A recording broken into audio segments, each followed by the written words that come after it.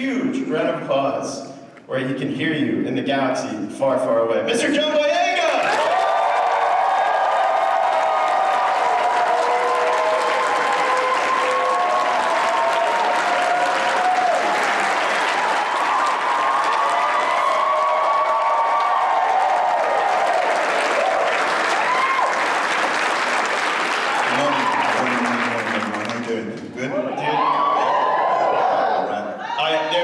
A split second where we were going to be wearing the same shoes this morning. So yeah, that Why did you? They didn't match the fit as well, you know. Yeah. You look good, though, bro. Thank you. You too, man. You represent 501st. We got a Java in front.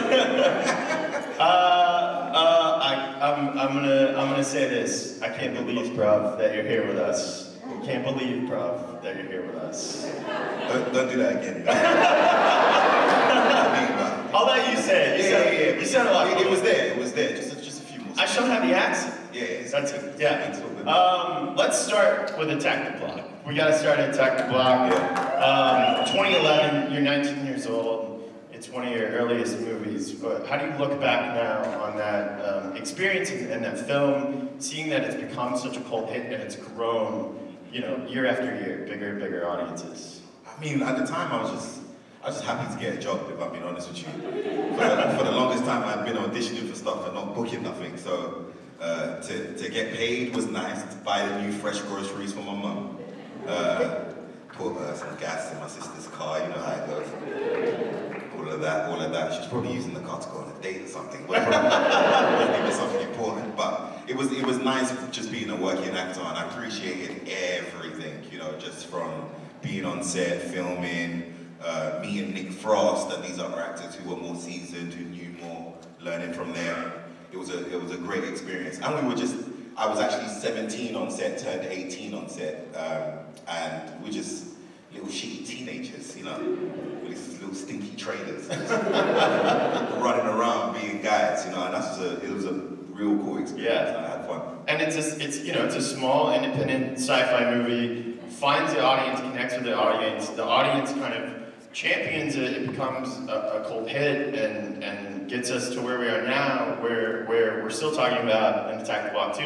You provided an update pretty recently, like a couple months ago. Where are we at on that? The movie's coming. I'm attached to it. We've got a lot of the old cast coming back, some new cast. It's gonna be real fun going back to London and messing stuff up again.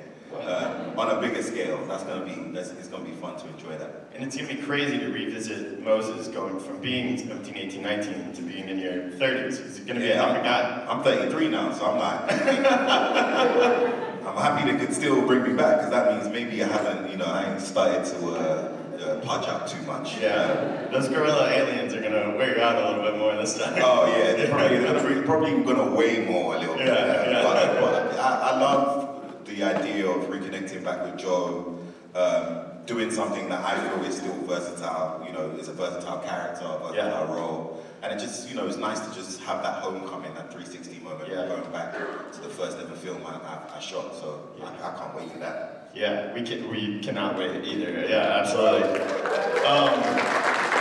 So, then jumping, you know, I cannot, speaking of something that make us both feel old, I can't believe I'm saying this year is the 10th anniversary of Force Awakens. This December. It's been 10 years. 10 years. Yeah, that'll wake you up on a Sunday. Yeah. 10 years. 10 years. But it feels so vivid. I don't think that and I grew up with the '97 re-releases. I grew up in the era of the prequel releases. That I can say, not having been around for the first ones, which don't really compare because there's nothing like them. There's nothing to compare. Even in the prequel releases, the anticipation leading to Force Awakens. It's like something I think now that the landscape of movies and movie theater have changed. It's something that like we're all. It's nostalgic in a sense. I mean, who knew it was going to change so much that we, you know, haven't had that kind of like cinematic experience with Star Wars. Even though I do appreciate the Disney Plus series. Yeah. Some of the Disney Plus series that they have on there. But like there's never been anything that compared, even you know the build up to Endgame. Like I think we thought we weren't going to get any Star Wars movies, and then all of a sudden we were getting a new Star Wars movie, and you had to go to the theater to see the trailer first. Yeah. And you are the first face we see. You literally jump scared us in the trailer. And even just, I rewatched the trailer last night and it still gives me chills, and I know everything that happens in the movie, but give us your perspective of that, because we all have the perspective as fans, but you're a kid that's all of a sudden like in Star Wars. Yeah. You're the, kind of the face of the new trilogy alongside Daisy Ridley. No, I was really excited at the reality of Star Wars being released to the audience and us actually getting feedback. I think that teaser trailer was the first time people actually gave us feedback from the real world. Yeah. Until then, we were in our bubble, filming, you know, the crew members. Sometimes with the crew, especially maybe the first few months, you treat them like they're the audience because they're the most normal people on set. I mean, they're not in costume, they're not trying to act, they don't want to be stars, they're just here to rig that up and go home. So sometimes their reaction is what you kind of feed off of to know whether the film that you're filming is going to be quite cool. Yeah. But there was nothing like that teaser trailer being released because we were just maybe a little bit of a halfway through Force Awakens, and JJ just walked up to me on set and said, "Guess what I got on this iPad?" I'm like, "Mate, you shouldn't say that on set, man. You should be careful, man. You should go straight to the point." He goes, "I've got the teaser trailer of Force Awakens on the iPad, and it was all sandy on the screen and shit because we had been in the desert." I'm like, "At least wipe that off, JJ." Yeah. And he plays the trailer, but you know, when it's the biggest trailer of all time, of course there's a Wi-Fi issue and a buffering issue. You know how it goes. It was terrible.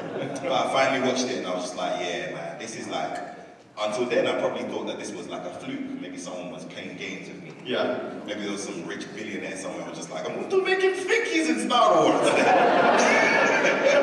Elon Musk or someone. You know what I mean? So, but to see that official stamp and then the reaction from you guys, I was just like, oof, this is kind of like that fame stuff you're talking about in the books.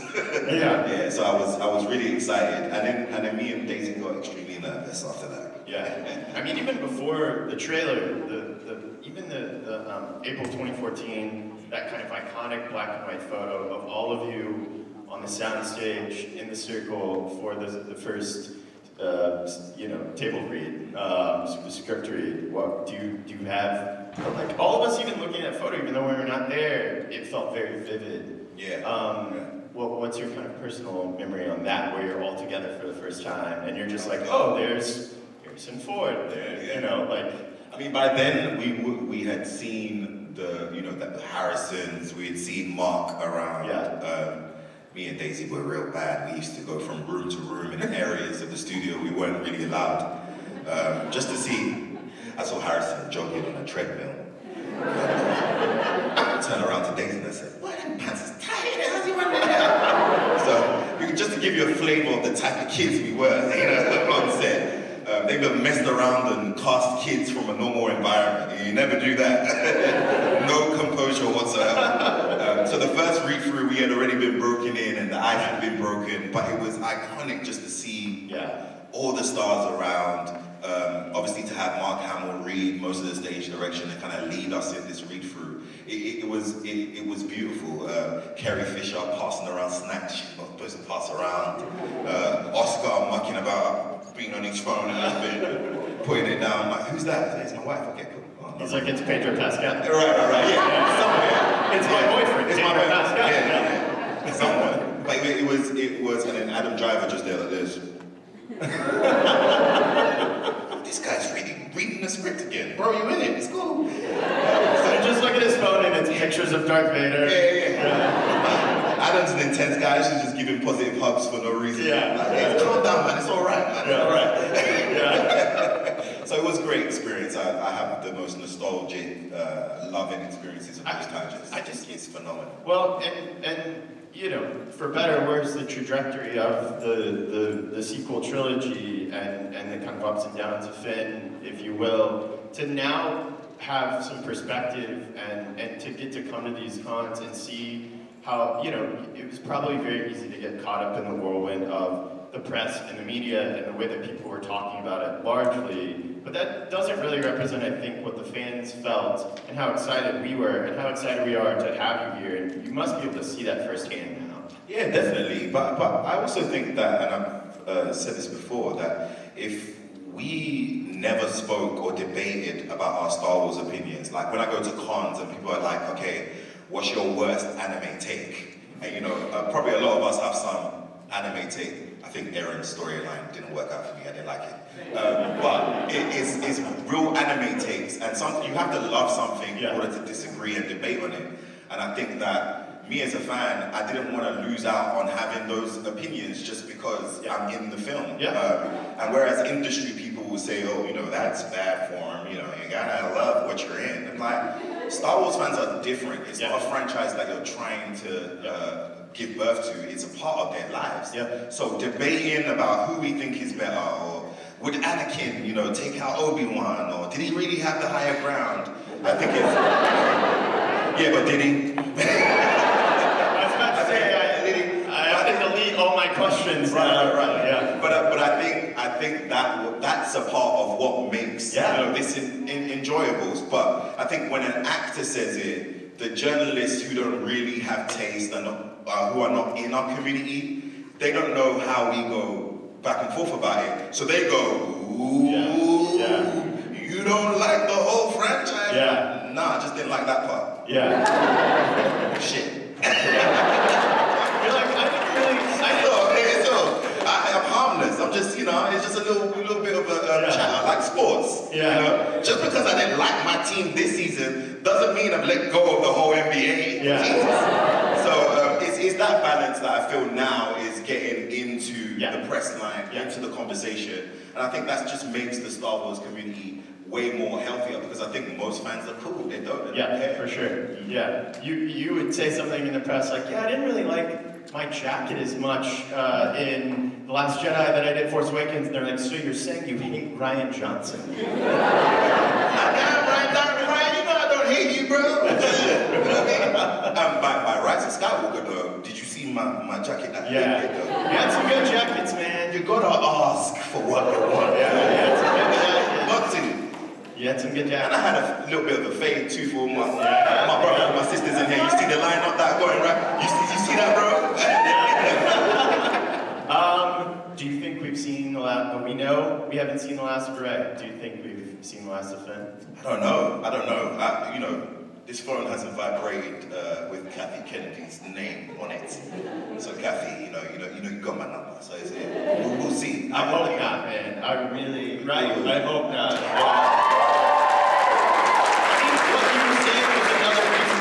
Your character felt like a way in for fans because you felt like one of us and you connected with the films, but you connected with the community. You're exactly right. That is what it is to be a Star Wars fan. That's how I felt. I felt like Finn was us. I felt like he was truly the eyes of the audience. While everybody was saying, "You're Han Solo, you're this," Finn was like, "Who?" You know, and there's something about that innocence and vulnerability that I liked. You know, through three films, I originally wanted him to come, you know, into his own. You know what I mean? And I think there's something about you being a reflection of the audience, you being that relatable character that's quite fun within a franchise. So how early did you know Finn was Force sensitive, and did you play him any differently when you found out he was Force sensitive, or would you have played him differently if you knew sooner on? For me, I'm petty. You put a lightsaber in someone's hand in Star Wars for too long. Y'all shouldn't have done that. You shouldn't have, because I was going to capitalize on that. There was no way you put a blue lightsaber in my hand. I held my own for a little bit against a trained Sith. With no training. With no training.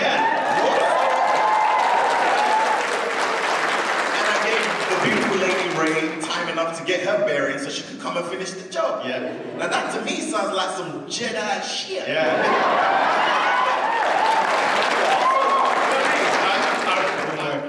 I like this one. Did you keep anything that you can tell us about that Disney's not gonna, come looking for? Do you keep anything from set Star Wars? The jacket, maybe the lightsaber? All of it. All of it.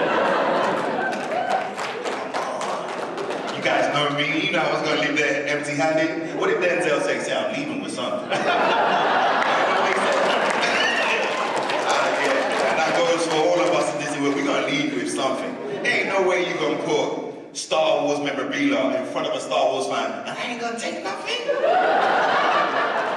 That's against my culture, you know what I'm saying? So I did, and some of it, Kathy, shouts out to Kathy Kennedy, she was so nice, she sent me a crate after we had been done with Rise of Skywalker. So every costume I have for all 3 movies, I have my rifle, my sidearm, I have the full Stormtrooper suit, I have,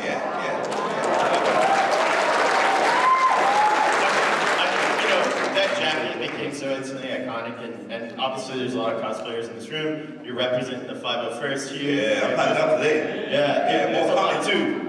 There's a lot of attention to detail, the costumes in Star Wars, maybe more than any other franchise. And what I loved about that jacket is that it was a piece of the plot. It started on Poe, got past you talked about the jacket. It was like kind of acknowledged in a way that felt like a wink and a nod to those of us that like obsess over costumes. And in the film, when if you notice, when Oscar puts the jacket on me and he says, the jacket suits you, he bit his bottom lip. I said, whoa! And this guy, I think I look pretty good in this rookie jacket. And Oscar couldn't help me. If you watch the film, he goes,